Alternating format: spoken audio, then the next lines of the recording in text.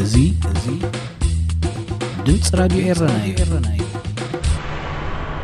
15 ሓምለ ዝጀመር ሻምፒዮን አትሌቲክስ ዓለም ዝሳተፉ ኤርትራውያን አትሌታት 11 በፂሖም። ማሰጋገሪ ልኡላዊ ቤት ምኽሪ ሱዳን ምስ ኤርትራ ዝምድንኡ ክሕይል ከም ዝደሊ ገሊጹ። ኣብ ኢትዮጵያ ክልል ኦሮሞ ኣብ ዝቐጸለ ናይ ብሔር ግጭት ብውሕዱ 200 ሰባት ተቐቲሎም።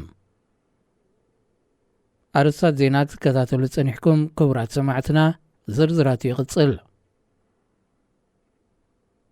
ካብ 15 ክሳብ 24 ሓምለ ኣብ ኣሜሪካ ክፍለ ግዛኣት ኦሬገን ዝካየድ ውድድር ሻምፒዮን አትሌቲክስ ዓለም ንምስታፍ ዘድሊ መምዘኒ ግዜ ወይ ከዓ ሚኒማ ናይ ዘማሉ ኤርትራውያን አትሌታት ቁፅሪ 11 በፂሑ።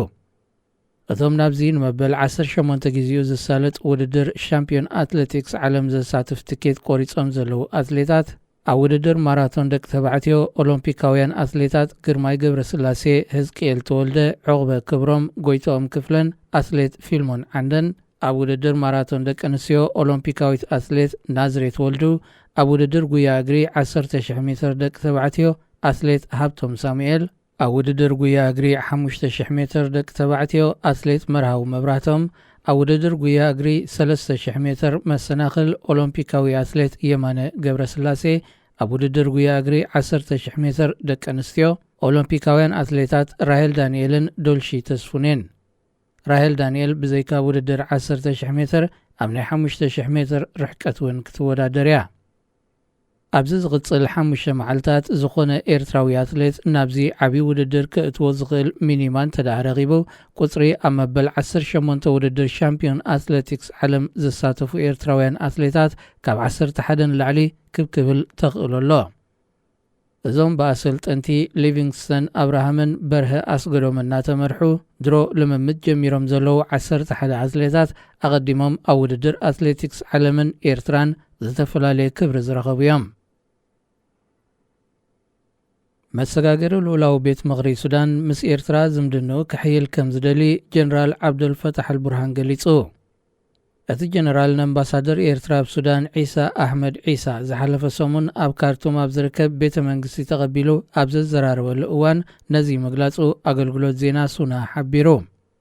ንሱ ዝምድና ሱዳንን ኤርትራን ታሪኻዊ ሰረት ዘለዎን ዓሚቑን ምዃኑ ብምምልካት መንግስቲ ኤርትራ ኣብዚ ናይ ሱዳን መሰጋገሪ ዘርአዮ ናይ ደገፍ መርገፂ ከም ዝነኣደ እቲ ኣገልግሎት ዜና ንምኽትል ሚኒስተር ጉዳያት ወፃኢ ዳፋላ አልሓጅ ዓሊ ብምጥቃስ ሓቢሩ። ወኪል ኤርትራ ምስ ሰበ ስልጣን ሱዳን ክራኸብ ኣብ ዝሓለፈ 6 ወርሕ እዚ ን5ይ ጊዜ እዩ። ኣብቲ 3 እዋን ብሚኒስተር ዑስማን ሳልሕን ኣማኻሪ ፕሬዚደንት ኣቶ የማነ ገብረአብን 2 እዋን ድማ ብኣምባሳደር ዒሳ ኣሕመድ ዒሳ ኣብ ካርቱም ዝተኻየደ ርክባት እቶም ልኡኻት ፕሬዚደንት ኢሳያስ አፈወርቂ ኣብ ጉዳይ ሱዳን ናይ ምሽምጋል ድሌት ከም ዘለዎ ዝገልጽ እማመታት ዝሓዘ ደብዳቤታት ከም ዘቕረቡ ብወገን ሱዳን ይጥቀስ።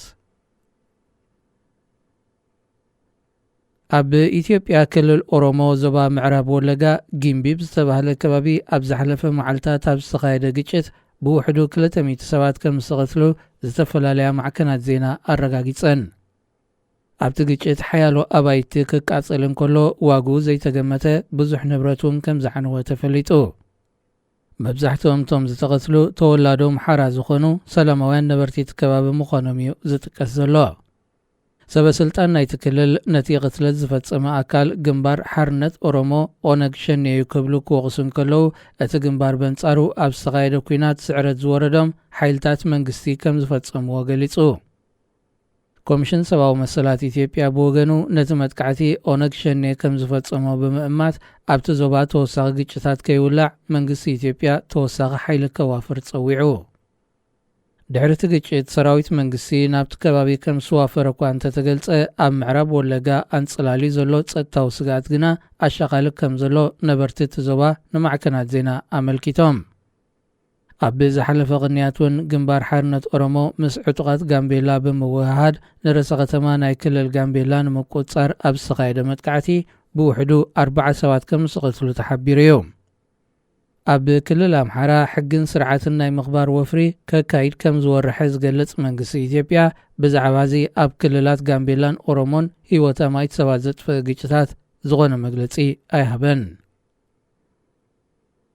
ዜና ኣብዚ ፍጸም ሬድዮ ኤረና ሬድዮ ኤረና ካብ ከተማ ፓሪስ ዝመሓላለፍ ብኤርትራውያን ጋዜጠኛታት ዝዳሎ ነፃ ሬድዮ እዩ